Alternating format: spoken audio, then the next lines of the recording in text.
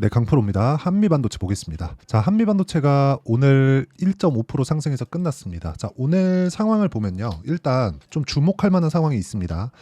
일단 그 내용부터 말씀드리면 반도체 종목군들이 일제히 반등이 나온 것은 맞아요. 그런데 구분 지어야 될 필요가 있다. 이건 종목군에 대한 구분도 있지만 그 종목군이 반도체 내에서의 종목군보다도요.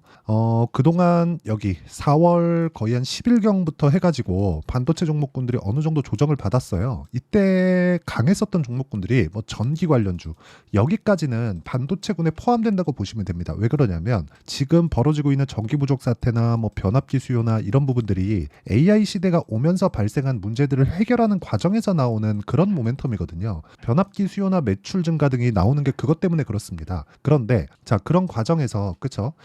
고가를 먼저 갔고 그리고 추가적으로 올라간 부분도 있었지만 이때 당시에 반도체나 반도체 파생된 종목들 말고 다른 종목군들 중에서도 강세를 보였었던 종목군들이 오늘은 대거 하락하는 모습을 보였습니다.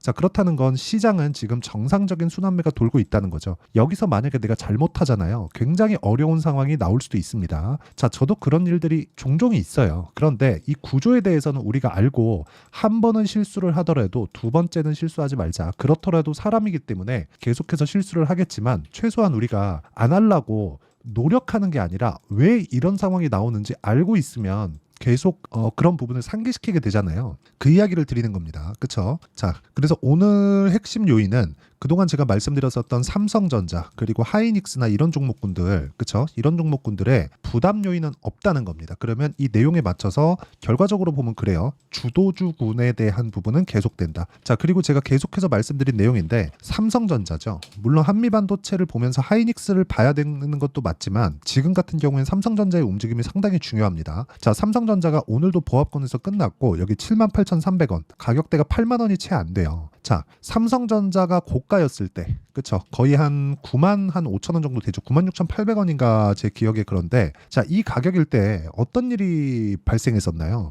자, 다들 아실 겁니다.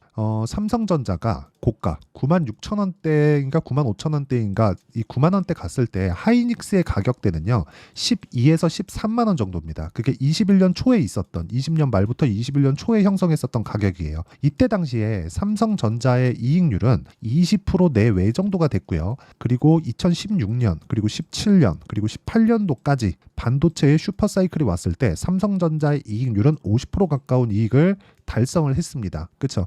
자, 그러면 지금은 HBM에서 떨어졌기 때문에 삼성전자가 여기 하이닉스보다 가격대가 낮은 부분이 있는 거예요. 근데 물론 이제 삼성전자의 사이즈가 원체 크다 보니까 그건 더 큽니다. 그렇죠? 자, 그건 더 클 수밖에 없죠. 그게 뭐냐? 전체적인 규모에 대한 부분을 이야기를 드리는 겁니다. 근데 우리가 이거를 딱 뒤집어서 생각을 해보자고요. 삼성전자가 생산량 측면에서는 하이닉스보다 월등하게 높습니다. 그러면 여기서 우리가 봐야 될 게 뭘까요? 삼성전자는 지금 하이닉스에 비해서 HBM을 뺀 그렇죠. HBM을 뺀 만큼의 평가를 받고 있다는 겁니다. 그럼 여기서 만약에 HBM에 대한 부분을 딱 보면 삼성전자는 올라갈 이유밖에 없죠. 여기서 내려가면 기존의 수요가 돌아오는 부분이 있기 때문에 삼성전자가 추가적으로 내려갈 수 없는 게 산업군으로 이해했을 때 종목의 가격대고요. 여기서 만약에 거시적인 상황, 그렇죠? 그 매크로 환경에 대해서 이야기를 드리면 지금 삼성전자가 빠졌을 때는 환율이 1,400원이 넘어갑니다. 그렇죠? 1,400원이 넘어가면 미국에서도 안 좋아해요. 그러면 달러를 눌러야 되는 움직임이 나오게 될 겁니다. 물가를 잡아야 되니까. 이건 어쩔 수가 없는 부분이에요. 그러면 이 내용에 맞춰서 우리가 본다면 뭐예요? 종목에 대한, 그렇죠? 산업군에 대한 부분도 삼성전자의 가격을 누를 수 없는 상황이 되고요. 물론 이게 올라간다는 이야기는 아닙니다. 그렇죠? 근데 여기서 제가 또 한 가지에 대해서 이야기를 드리면 삼성전자가 올라가기 위해서 뭐가 돼야 돼요? 앞으로 좋아질 만한 내용이 있어야 된다고 이야기를 드렸잖아요. 그럼 반대로 삼성전자가 낮아지려면, 그렇죠? 떨어지려면 뭐가 돼야 됩니까? 앞으로 나빠야 되는 이야기가 있어야 되는 거예요. 반대로 이야기하면 삼성전자는 지금 HBM을 뺀 최악의 상황을 만들어가고 있다. 여기서 삼성전자가 HBM에 대한 기대감만 가질 수 있다면 이건 뭐 전체적으로 시장이 좋아지는 그런 부분인데 이게 늦게 오면 늦게 올수록 좋다는 거죠. 결과적으로 보면 우리는 중급 종목들, 중대형급, 중소형급 종목들을 했을 때 꾸준하게 수익을 낼 수 있으니까 그게 한미반도체와 같은 종목입니다. 그쵸? 오늘 이야기의 핵심은 그래요. 한미반도체가 고가를 형성하고 나서 어느 정도 횡보 구간을 만들어가고 있는 과정에서 삼성전자의 가격대, 그쵸? 삼성전자의 가격대 떨어지지 않아요. 추가적으로 떨어질 수 있는 환경이 안 잡힙니다. 근데 하이닉스는 지금 HBM의 수요, 그리고 계속해서 HBM4E도 26년도에 상용화한다고 이야기를 했습니다. 대량 양산 체제에 들어가겠다고. 이거는 주가가 그렇게 반영하고 있고, 주가가 그렇게 반영한다는 건 돈이 들어오고 있다는 거고, 돈이 들어오고 있다는 건 하이닉스에서 말로만 하는 게 아니라는 겁니다. 일종의 데이터, 그리고 공장이 돌아가는 스케줄, 그리고 지금 청주에 짓고 있는 M15X 공장에서 하이닉스의 대량 생산 체제를 이미 갖춰놨습니다. 원래 M15X는 22년 말부터 짓기 시작한 건데, 이때는 HBM에 대한 부분이 포함되어 있지 않았어요. 근데 23년도 이후에 HBM에 대한 생산폭을 대폭 늘리는 과정이 있었고, 그런 과정에서 새로 짓는 공장에 HBM 생산 설비가 대거 들어옵니다. 그래서 한미반도체가 강한 거예요. 근데 그러려면 삼성전자가 안 빠져야 되고, 삼성전자는 더 이상 빠질 수 없다. 반도체 종목군에서는 굉장히 좋은 움직임을 보일 수 있는 환경이 계속되고 있다는 겁니다. 자, 이런 부분을 우리가 이해했을 때 정확하게, 그쵸? 실적을 보면 돼요. 실적을 보면 삼성전자에 대한 실적 1분기를 기점으로 전환이 됐고요. 하이닉스 마찬가지예요. 근데 주가는 먼저 올랐죠. 가격 먼저 간다는 겁니다. 그래서 뭐 해야 돼요? 우리가 가격을 이해하고 타점에 대한 부분을 잡아야 되는 게 있다. 그리고 무조건 단기 보유 전략으로 우리가 맞춰서 매매를 진행하는 게 가장 베스트입니다. 자, 그러면 그 단기 보유 전략에 대해서는 여기 한미 반도체 가격과 단기 보유 전략, 그쵸? 보유하신 분들도 이 내용을 받아보고 어떻게 가격대를 내가 잡아야 되는지 이해를 하시는 게 좋고요. 무엇보다 한미 반도체의 실시간 타점을 제가 문자로 공유를 해드리도록 할 테니까 상단에 있는 전화번호로 한미라고 문자 보내주시는 분들에 한해서만 제가 단기 보유 전략과 함께 실시간 타점을 공유해 드리도록 하겠습니다. 상단에 있는 전화번호로 한미라고 문자 보내주시면 됩니다. 자, 그러면 한미 반도체를 기준해서 다시 보면 그래요. 자, 제가 가격이 먼저 반영한다 그랬잖아요. 그러면 한미 반도체의 가격이 지금 고가에서 횡보하고 있는 것. 근데 최근에 보면 100% 이상의 상승세가 나왔다는 것. 2배가 올랐는데도 불구하고 주가가 안 빠지고 있다는 건 무슨 이야기가 될까요? 계속해서 저가 매수세가 들어오고 있다는 건데, 결과적으로 보면 비싼 가격대를 유지하고 있지만 추가적으로 올라갈 준비도, 매집 구간도 고가에서 이루어지고 있다는 게 되겠죠. 이 부분에 대해서 이해를 하면 내가 매매하는 구간이 완전하게 달라집니다. 자, 내용 보시면 그래요. 한미반도체를 왜 보는지도 이해하게 되실 텐데, 자, 재룡산업 보겠습니다. 제가 매매한 구간을 보면 정확하게 알 수 있죠. 올라가는 구간에서 매매를 했다. 근데 이런 부분을 계속해서 내가 만들어 가려면 급하지 않아야 돼요. 고가에서 매매를 한다 그래서 내가 급하게 매매한다, 그런 게 아니라, 그쵸? 이렇게 나오는 종목군들은 시장에서 범위가 그렇게 높게 나오지 않습니다. 그렇게 많지 않아요. 시장이 엄청나게 좋은 2년에 한 번, 3년에 한 번씩 오는 이런 2주에서 한 달 정도 오는 그런 정도의 기간, 그쵸? 그런 정도의 기간이 아닌 다음에는 이런 종목을 찾기가 굉장히 범위가 좁기 때문에 어떤 구조에 의해서 가는지 이해를 하는 게 중요하다고 말씀드리는 거고, 정확하게 신고가 구간부터 시세를 만들어 내고 있습니다. 저도 최근에 매매하는 내용을 보면 신고가 구간에서 하고 있지만 개인적인 사정으로 인해서, 그쵸? 매매 수를 그렇게 늘리고 있진 않아요. 시장에 대한 부분도 있고 여러 가지 내용 때문에 그렇습니다. 근데 그렇다고 하더라도 계속해서 강한 종목군들을 추적 관찰을 해야 되고요. 이 내용에 대한 부분을 여기 소통방에서 제가 10억 만들기 프로젝트를 진행하면서 이야기를 드리고 있습니다. 자, 여기 보시면 오늘 같은 경우에도 그래요. KBI 메탈, 이구산업 이렇게 두 종목이 진행됐고요. 두 종목에 대한 내용을 보더라도, 자, KBI 메탈, 자, 보시면 올라가는 구간에서 매매를 한 결과 제가 14% 정도의 수익을 냈고요. 그리고 다시 매수하고 오늘까지도 추가적인 강세, 그쵸? 12% 정도의 강세가 있었고요. 시가에 추가 공략이 들어갔습니다. 이제 내일은 휴장이니까 모레부터는 매도 구간을 잡아야겠죠. 이런 부분에 대한 내용을 제가 여기 소통방에서 공유를 해드리고 있는 거고, 최근에 강세를 보였었던 대한전선이나 그런 종목군들 있죠, 그쵸? 오늘 하락했지만 고가에서 매도가 됐지만 저는 계속해서 올라가는 구간에서 매매를 이어가고 있다는 점이 중요합니다. 어떤 내용인지 그런 부분도 중요하지만 가격이 먼저 올라가서 반영한다는 점이 정말 중요하고요.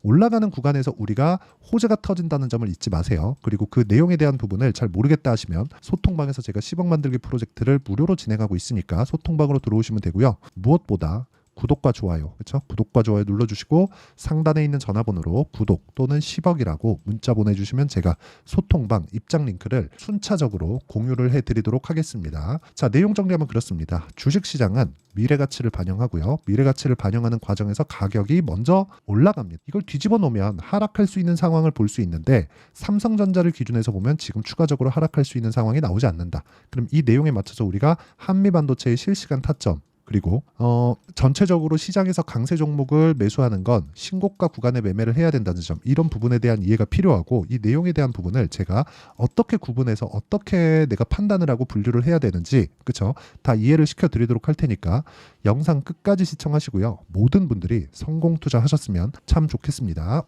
자, 24년도가 돼도 여전히 시장은 녹록지 못합니다. 이런 상황이 벌어지는 건 어쩔 수 없습니다. 이런 상황에서도 수익이 나는 종목들의 구조는 변하지 않습니다. 즉 대시세 종목에 대한 구조는 변하지 않는다는 거고, 실제 제가 소통방에서 지속적으로 이야기를 드리고 있는 내용도 대시세 종목이나 시장 주도주를 공략하는 건 철저하게 가격 분석을 하라고 이야기를 드리고, 가격 분석 이후에는 이슈에 대한 파악, 그리고 이슈를 파악하고 나서는 다시 내가 얼마에 매수할지 그 타점에 대한 부분을 지속적으로 언급을 하고 있습니다.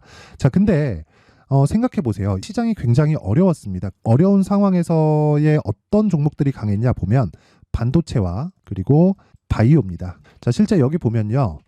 HLB에 제가 실제 매매한 내용을 띄워놓고 보여드리고 있는데 1월 22일부터 매매를 시작해서 4일 동안 31%의 수익 마감이 됐고요. 그리고 여전히 신고가 종목입니다. 자, 그리고 그 다음 어보브 반도체, 이름을 보시다시피 반도체 종목이죠. 그리고 AI 반도체는 지속적으로 강세를 보이고 있습니다. 이 종목도 신고가를 먼저 달성한 이후에 제가 21%의 단기간에 21%의 큰 수익을 내고 마감이 됐습니다. 다시 재공략을 준비하고 있고, 이런 부분은 소통방에서 다 공유를 해드립니다. 자, 그리고 코세스, 자, 코세스 같은 종목도 당연히 그쵸, 신고가 종목이고요. 그리고 반도체 종목입니다. 이 종목도 영업일 기준에서 이틀 동안 대략 한 15%의 수익 마감이 됐습니다.